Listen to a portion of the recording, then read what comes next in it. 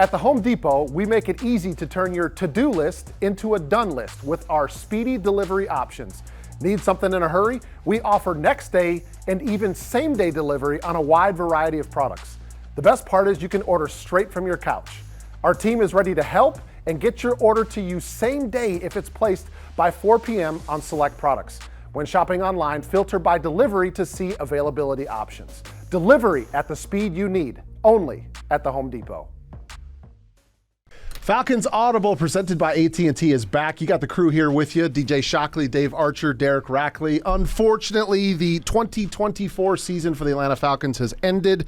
A little bit due to Atlanta Falcons' loss, a little bit due to a Tampa Bay Bucks win, but nonetheless, the season has concluded. So 8-9 season for the first year under Raheem Morris, and finds the Atlanta Falcons organization, unfortunately, short of the postseason. Guys, the ultimate goal for any NFL team, you can sit there and you can slice it many directions that you want. You could say, oh, you want to win your division. You want to get into the postseason. You want to win a Super Bowl, right? There are all these that you can come out. But at the end of the day, your goal is to get in the postseason because then anything can happen, right? You want to get yourself in the dance to play extra football. And that hasn't happened now. So let's kind of break this down a little bit. Let's talk a little bit about the game against Carolina, guys. And it's one of those it's going to be somewhat difficult to talk about just because it was a big-time opportunity. Again, Tampa Bay ended up winning, so it didn't matter, right? So you got yourselves into this situation because of the loss at Washington. However, you still want to go into the offseason, Arch, on a high note. And there are different ways to slice this. Yes, you can find positives going into the offseason, but the last thought is you're going into the offseason with a loss to the Carolina Panthers. Not only that, but giving up 44 points. So let's kind of just dive into this game. Tell us what your thoughts were, how this thing kind of unfolded, and where things went wrong for Atlanta in the game. Yeah, I mean, there's a lot there, Rack, to be honest with you. It was a game in which it completely played out differently than I ever anticipated. I don't think any of us showed up at Mercedes-Benz Stadium last Sunday and said shootout. Yeah. No one thought that, right? Certainly the way Carolina had been struggling, you hoped that maybe we could do something offensively that would be that next level. And as it turned out, we did do that stuff next level. Had no idea that the defense would have as difficult a day as they did. So a little bit bewildered on how it unfolded. You said there's a ton of positive stuff there about the offense and what the offense was able to do. The growth of the quarterback continued to happen over 3 weeks. I thought he was better in Sunday than he was even in his heroic efforts in Washington 2 weeks ago. So I thought that happened.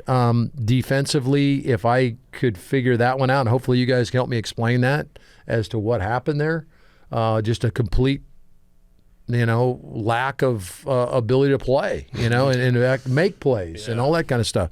All of a sudden, Bryce Young looked like the guy we saw the weekend before and Jaden Daniels, right? So I'm a little bit puzzled as to how that played out. Yep.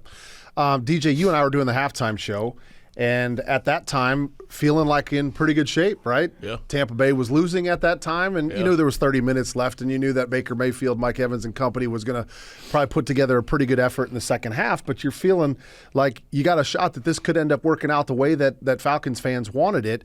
But then it was, as Arch mentioned, the defensive performance in the second half, and then Tampa obviously coming back. So how did you kind of balance those two things, that final 30 minutes, kind of keeping your eye on the Tampa game, but also kind of watching things unfold inside Mercedes-Benz Stadium? It was difficult, man, because I think we both were sitting there at halftime, and we both had our phones up looking at the Tampa score, looking at what's going on. I go up after halftime. I'm sitting up there with, some of the other media members, and, people are looking at the game. I mean, it's like, it's just part of the situation of, oh, man, Saints just got the ball back. They're going to go score. They're in the red zone. So you're kind of focused on that, but then you're also watching, and you kind of felt like even with the way things were going for the defense, you just felt like they're going to find a way to get a stop. They're gonna find a way to slow down this offense. And then you look up at the end of the ball game, and I think they scored on 7 of 10 possessions or something, not including the, at halftime, whatever it was, and you felt good about the offense. And we talked about it at halftime, right? We talked about the second quarter was really big, was really nice for the Falcons. You did a lot of great things in that second quarter to give yourself. And I thought they did a good job of responding every time Carolina went down and did some things. But, you're kind of looking at it like, oh, man, we got a chance. But then you're like, hold on, we got to do our part first. And I think that was probably the thing that had you more I won't say confused, but you were a little more scared because you were like, this turning into, like Art just mentioned, more of a different game than we thought it would coming in. Yeah. And ultimately, you weren't able to get the stops you needed, and they found a way in overtime to obviously go down and score. Offense, did a good job of matching, but similar to the week before, if you don't get a chance to have the football in overtime, it doesn't matter. And I have people come to me asking me, man, we need to change these overtime rules. We need to do this, we need to do that. And, I say, yeah, I understand what you're saying, but at the end of the day, you gotta get a stop. Yeah. You gotta force the issue. And if it was the other way around, you'd be completely happy, right? And you go from that perspective. But yeah, watching it unfold was very unsettling, not knowing that hey, Tampa's gonna pull it out or whatever it's gonna be, but you just could not find a way to do it yourself. And like you mentioned when we started, more than what's going on with Tampa, because you couldn't control that, it was more about you need to finish the right way. Mm-hmm. Now, regardless if Tampa goes on and win, but if you go in and win and you have something positive to build on going into the offseason, you feel better about it knowing that, hey, you had opportunities to probably get into the playoffs, you just ultimately didn't do it. But you wanted to do it on your own terms, especially finishing with the right way with a win, and you don't do it. I had a number of fans ask me, Rack and Shock, do you think the players knew what was going on in the Tampa game? And ultimately, when we went to overtime, you knew that Tampa had won. Did that have any effect? I'm saying emphatically no. I don't think the players paid any attention to that. Obviously, they knew. Did it take a little bit of the stinger away, maybe defensively, knowing they weren't going to go to the playoffs? So that ultimately led to Carolina. I don't want to take anything away from Carolina. I think Dave Canales' team played their rear end off. They played with a great deal of pride on their offensive side, and they made one more play or made a couple more plays than Atlanta did. So that's what I'm thinking. You guys tell me, would that affect you as you close out the season, find out that your opportunity for the playoffs is gone? Does that keep you from playing at the highest level? I don't know. I guess I'm a traditionalist, Arch, so I would say no. And I would also say that they didn't find that out until late, right? That didn't have anything to do with the 21 points that Carolina scored in the second half, right.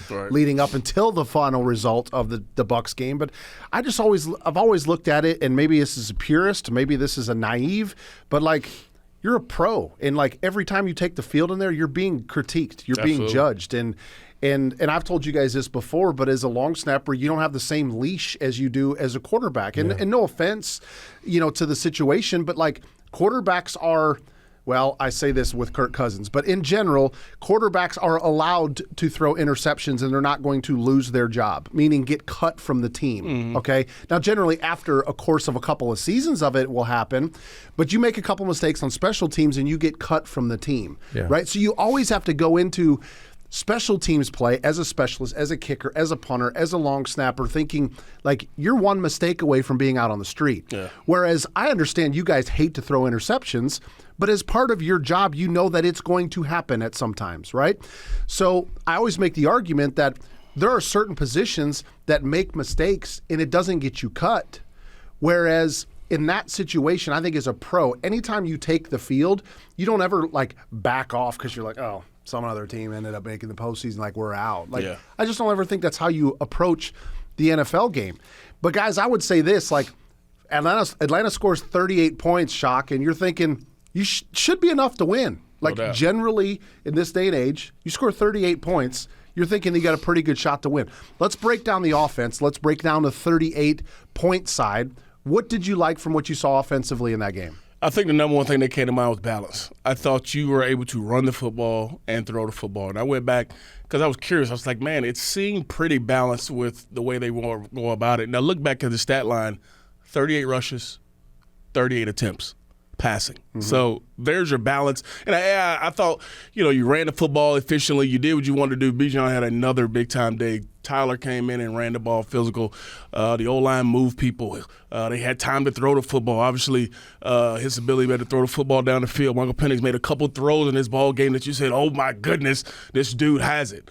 And Drake had a big-time day. I mean, you talk about all these weapons on offense that you were able to go and have fun, and, you go back and you look at some of the numbers, and it backs up how good they were on offense. 9 of 14 on third down. Mm-hmm. How many times this year have we talked about? Throw in the 2 fourth-down conversions. You're 11 of 17 in conversion situations. 2 or 3, like Arch just mentioned. 2 or 3, 67% on fourth down. 31 first downs in the ball game. I mean, come on, that's moving the chains. That's getting it done. 7 yards per play, and you were 4 or 5 in the red zone, 80% in the ball game. You're talking about getting it done in multiple ways. 537 total yards. This, I don't care what that other team's record is over there. Mm-hmm. This is still the National Football League. They got dudes on their team that make a lot of money, and they got to take pride in what they do. And to have, like Arch just mentioned, for Michael Penix Jr. to have his third start, the best thing he could do is you could see progression. And you thought when you watched him, there was a calmness about him. I heard Jake talking after the game about how this guy never looked like a rookie. We never had to back down from anything in the playbook because this guy came in prepared and ready to go and could handle everything. Mm-hmm. And it showed when this team played. And you love some of the things that they were able to do, the slight rolls, the throwbacks, some of the stuff you were able to do with Bijan. And I love the fact where sometimes we talk about if a play's working, why are we going away from it? Or if we got a matchup we like, why do we go back to it? Mm-hmm. And it speaks volumes to Drake's touchdown. They throw it to him on the go route, and he fumbles with the guy and isn't having it. Next play, I'm going to put my guy right back up the bat. Go right back to him. And you put him up the bat and he go get the touchdown. So I love that part of the game, and I think they put a lot of teams on notice for next year that you got to score some points when you play the Atlanta Falcons because they're going to be able to move the football. You got a quarterback who can see the field. And how about my man using his legs? I mean, moving around. He found some ways to create.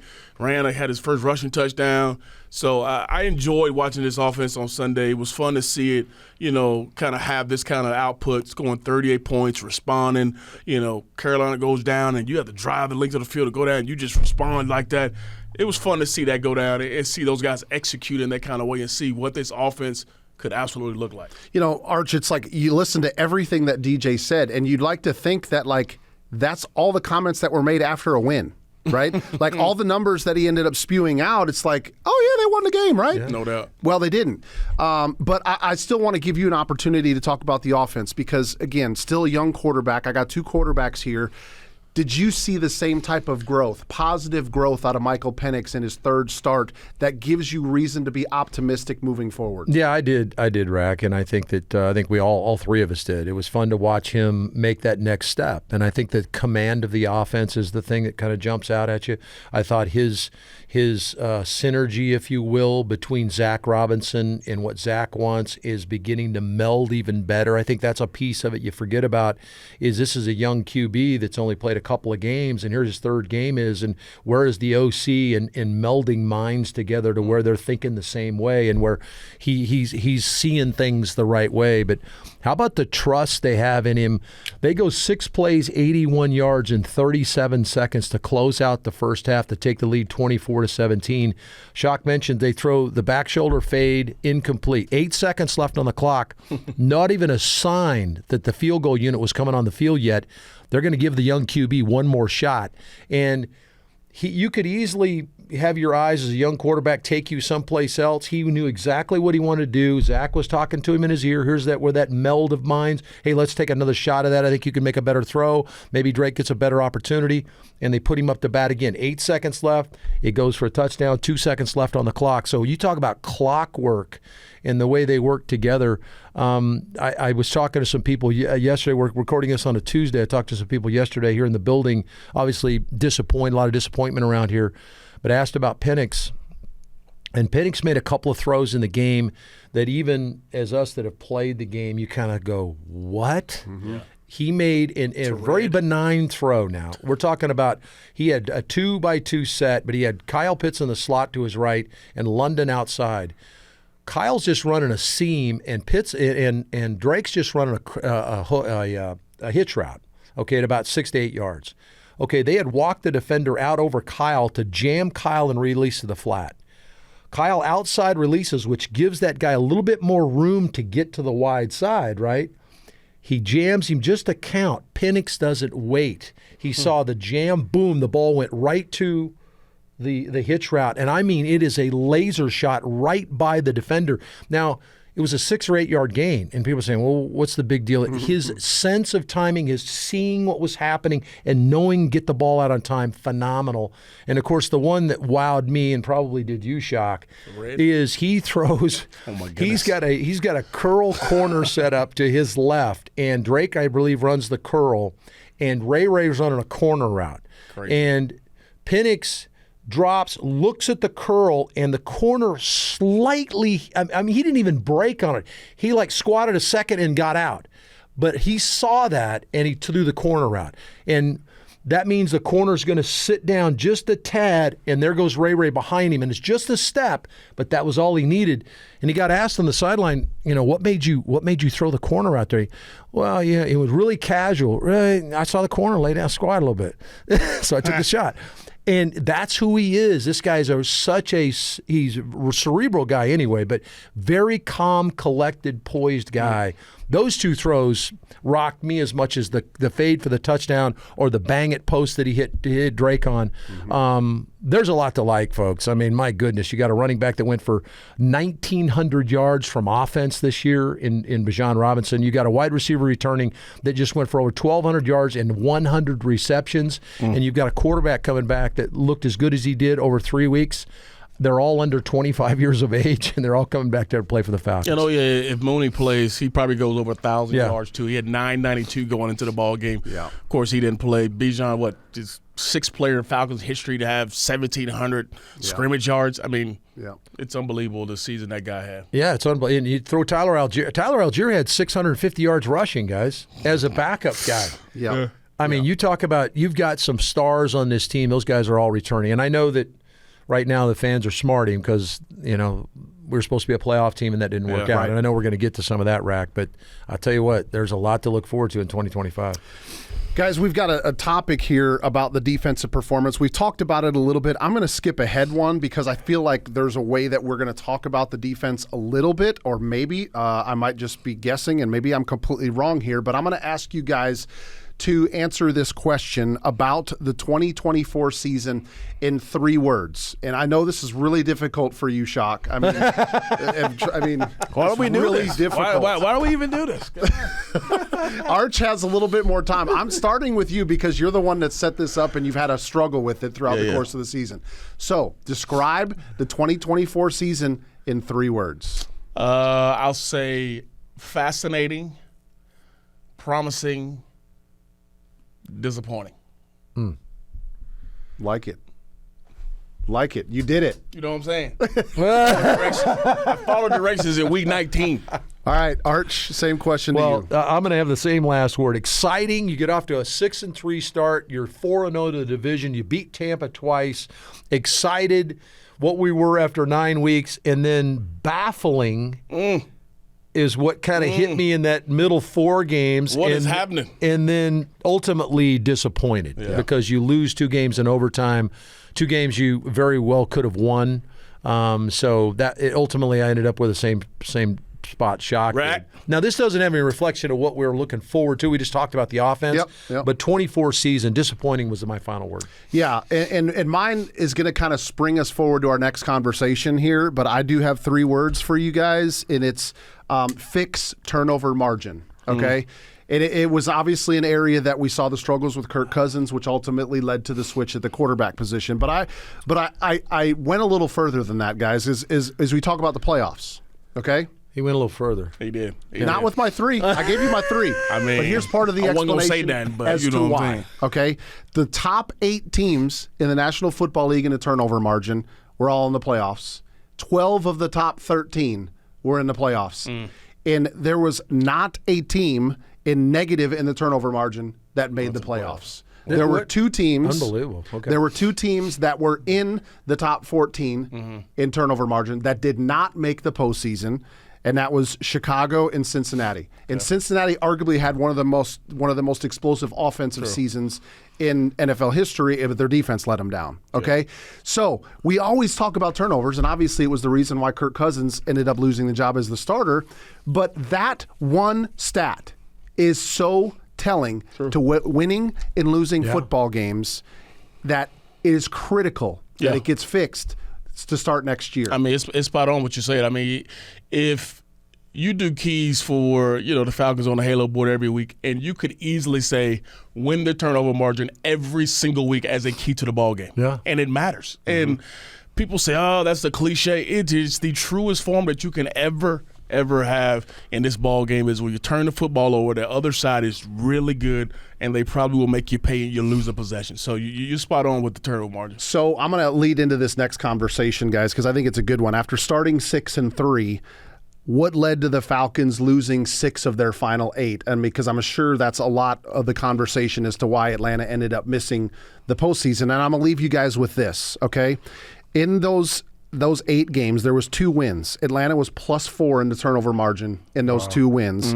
In the 6 losses, they were -9. Makes sense. Okay? Like, you just go back to that statistic, and it is so telling in the National Football League. So, guys, outside of that, Arch, and I'm going to start with you, after starting 6-3, obviously we know what happened at the quarterback position, but was there anything else that truly led to that kind of demise on the final 8 games of the season? Well, it has when you're having a tough time maybe taking care of the football in that section, okay, and that's certainly what happened. We know Kirk had a tough time throwing the ball. There was some, and not all the interceptions were on him. There were some other players involved in that equation. But in that time, you got to play the complementary piece. So now I've got to pick us up someplace else. If we're not quite hitting on all cylinders offensively, are we hitting on all cylinders defensively? If you go back to that 4-game stretch where you lost football games, lost to New Orleans, Denver, the Chargers, and the Vikings, okay? So if you look at those different games, didn't get a very good game out of your defense against Denver, okay? In fact, that was probably one of the worst games they played all year long prior to this weekend, okay? Then all of a sudden you get a 3-quarter game against Minnesota, and all of a sudden we forget where we are in the secondary, and we fumble the football on a kickoff return, special teams, and that gets you beat. In the New Orleans game, didn't perform overly well on special teams. Had some opportunities to maybe seal the game there. Went 1 for 4 in our field goal opportunities. If you make 2 of those, you win that football game. So to think that this is all Kirk Cousins and, man, Kirk Cousins threw the game away, that's not true at all. There's complementary pieces when you play 3 phases of football that coaches talk about all the time. That's not just rhetoric. That's just not verbiage they're throwing out there. They realize that all 3 phases probably aren't going to play perfect all the time. So how do you pick one another up in other areas? And when you needed it in that section, you didn't get it. DJ, let's kind of pivot this to talk a little bit about the head man in charge, Raheem Morris. So just kind of your thoughts on his first year as the head coach of the Atlanta Falcons. Obviously, when you go 8-9 and you miss the postseason with the players that you had, you're thinking it was a letdown. And I'm sure that Raheem Morris, I mean, he said it yesterday in the press conference that it's a tough day. It stings. Everybody's upset because you reflect back and you think we should be playing in the postseason and we're not. Yeah, no doubt.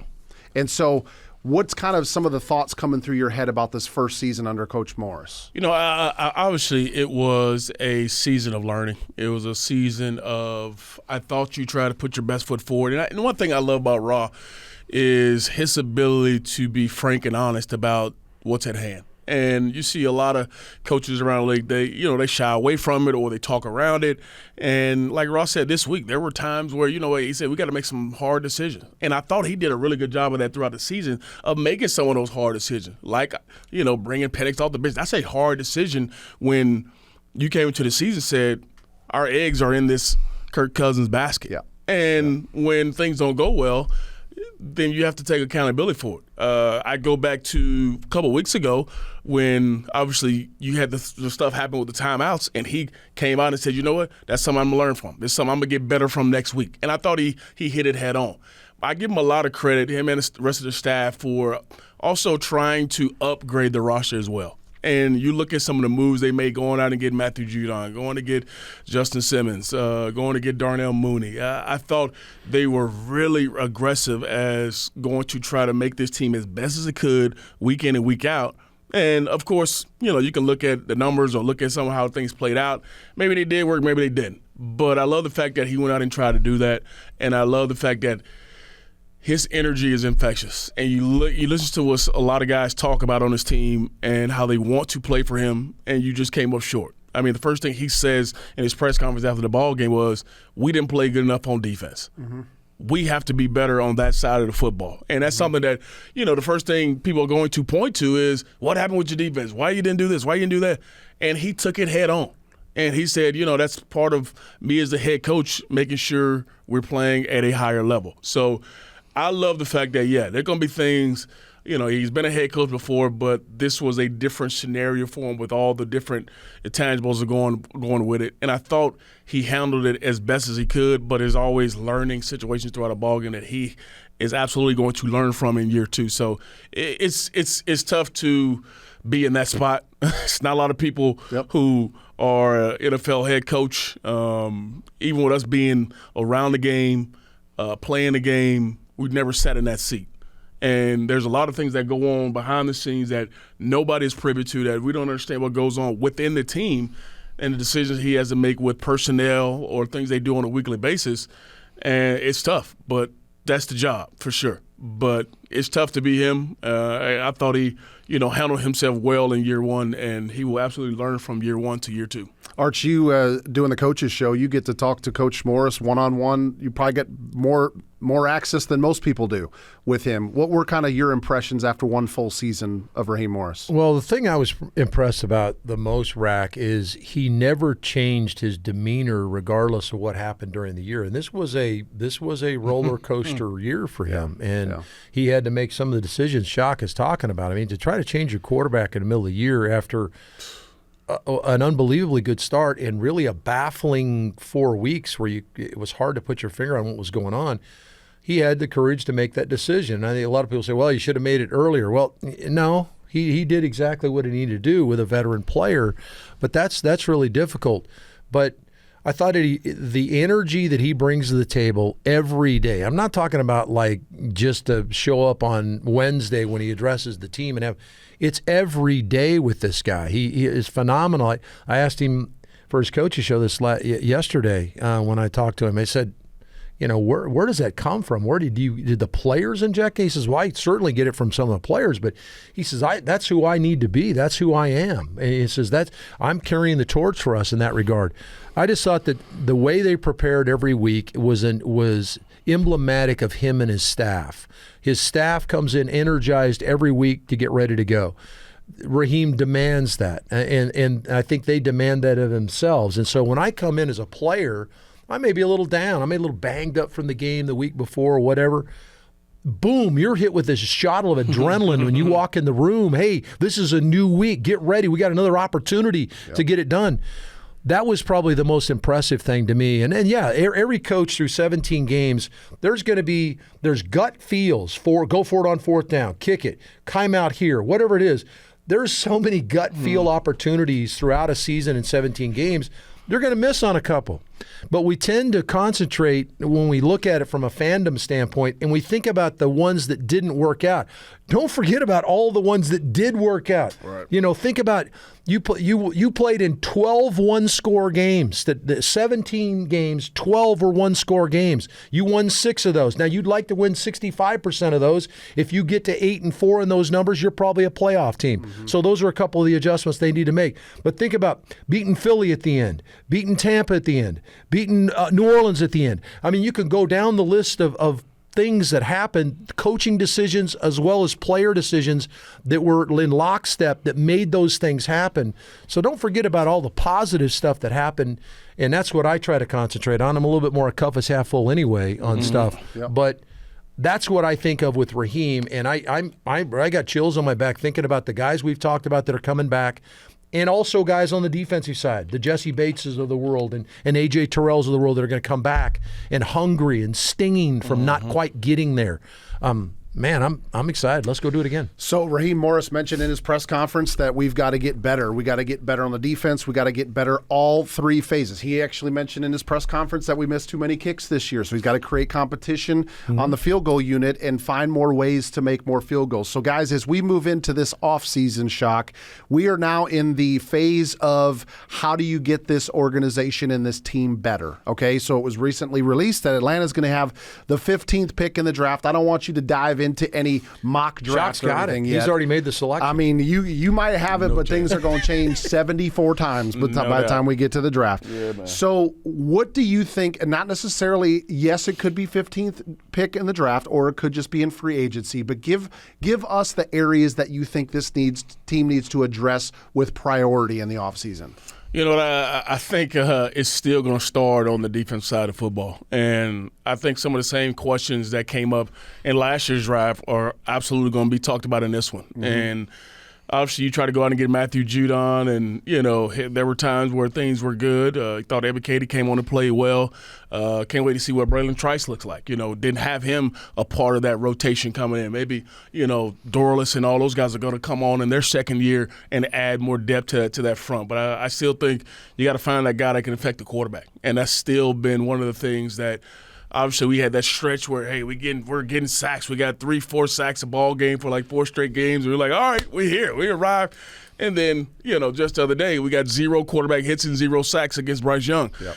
Those are some of the things that, like Rogers talked about with, hey, we got to be more consistent with our kicks. Got to be more consistent with getting after the quarterback. Yeah. And that's something that affects the ball game. Even if it's just pressures, affecting the quarterback is a big deal. So I think that's still going to be a topic of conversation. I think you go on the back end and you say, hey, do we still feel like we need to address that other corner spot opposite A.J. Terrell? Mike Hughes did some really good things. We've seen Dean Alford play really well.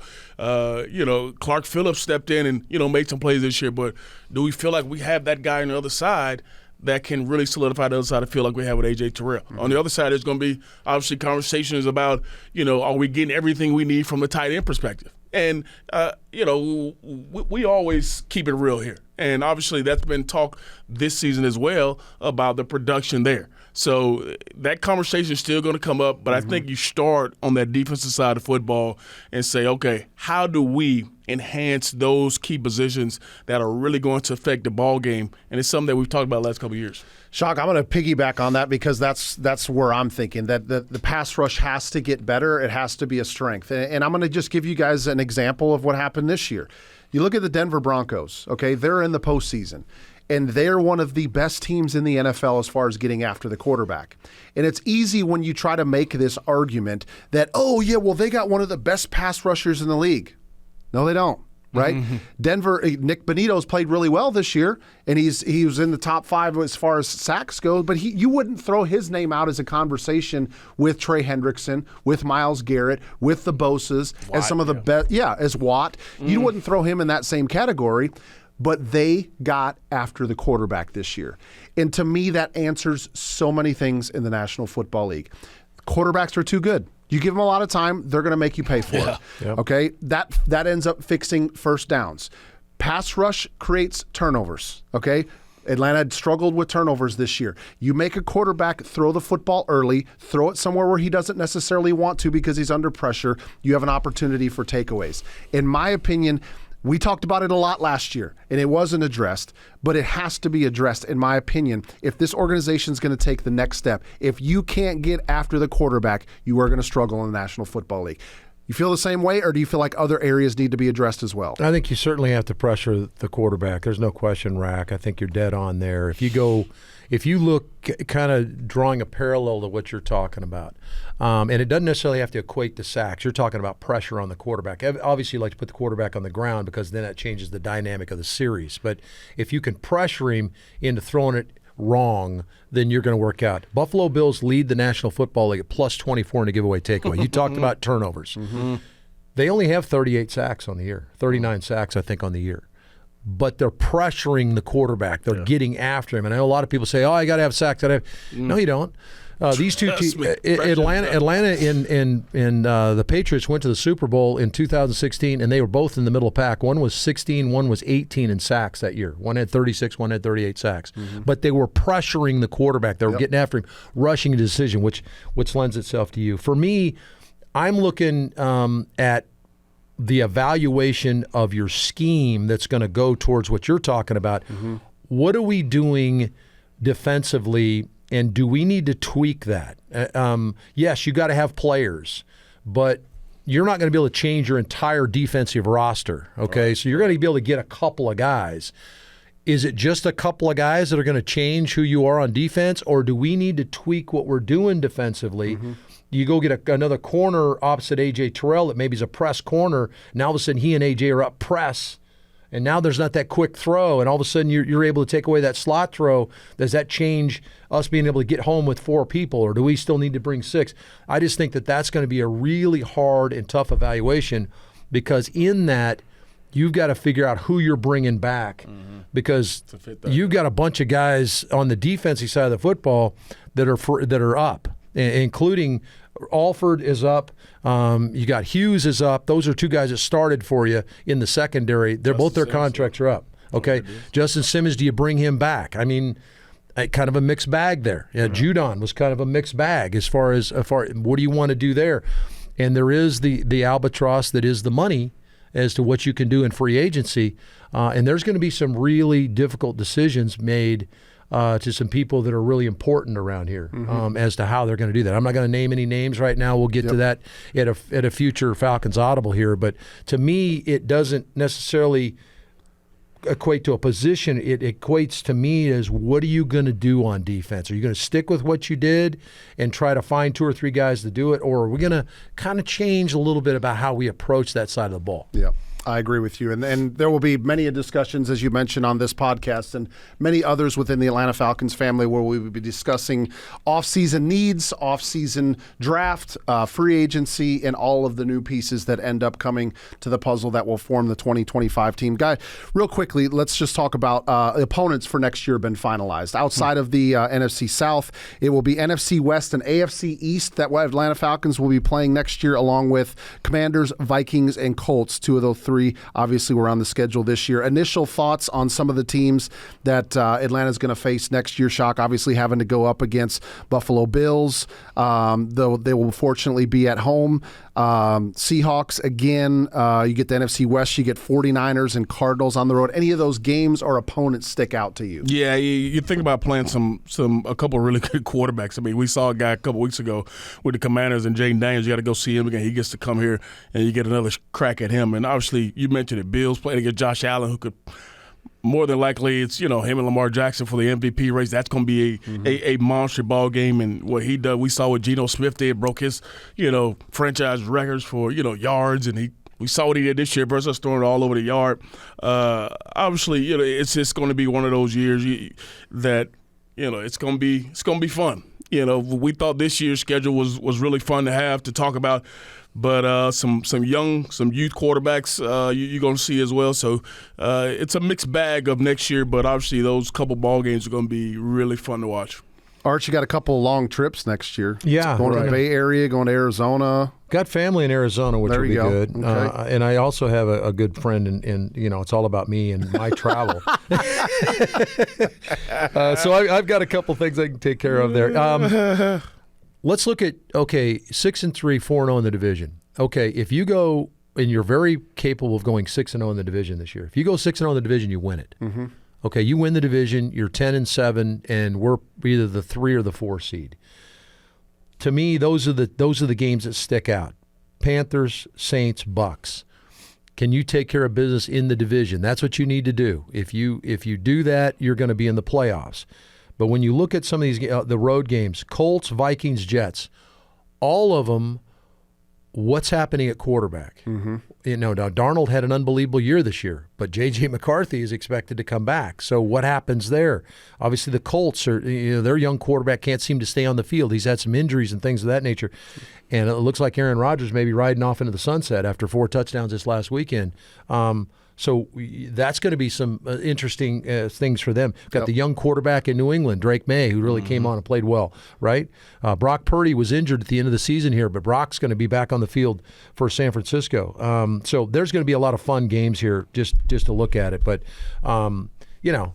they can put a schedule together every year, and there's always going to be some tough stuff on the schedule. And I heard everybody talking about, wow, the Falcons have a really light schedule this year. Really?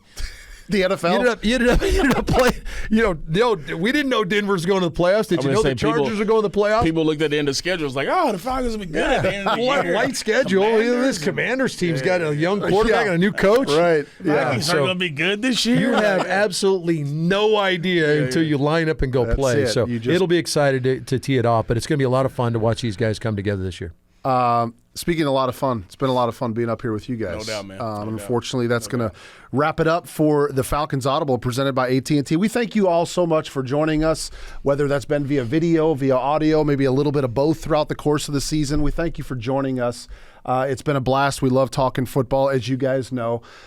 We will be back on separate occasions throughout the course of this offseason as we talk about the draft, the combine, free agency, a whole lot more. Any of the big moments in the NFL offseason, we will be talking about it.